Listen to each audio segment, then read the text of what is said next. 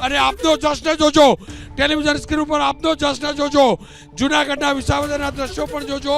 કડીની અંદર બીજેપી જશ્ન મનાવે છે તો આપ વિસાવદરમાં આપના દ્રશ્યો જોજો. મારી ટીમને કહીશ આ દ્રશ્યો જોજો, અને આ દ્રશ્યો છે મહેનતના, આ દ્રશ્યો છે કિરીટ પટેલની પસંદગી કરવું બીજેપીને કેટલું ભારે પડ્યું સ્પષ્ટ દેખાઈ રહ્યું છે.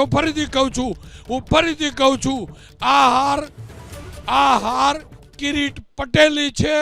આ જીત, જો જીત થાય તો આ જીત ગોપાલ ઇટાલિયાની છે, આ જીત આમ આદમી પાર્ટીની છે. એ જ બીજેપી કડીમાં પ્રચંડ જીત 35,000 મતથી આગળ, પણ આમ આદમી પાર્ટીના હાથે વિસાવદરમાં વધુ એકવાર બીજેપી હારવા જઈ રહી છે. અને 15 રાઉન્ડમાંથી માત્ર 3, 4 અને 5 નંબરનો જ રાઉન્ડ હતો જ્યાં બીજેપીને વધુ મત મળ્યા છે. તમામ રાઉન્ડની અંદર કિરીટ પટેલને ગોપાલ ઇટાલિયા કરતા ઓછા મત મળ્યા છે.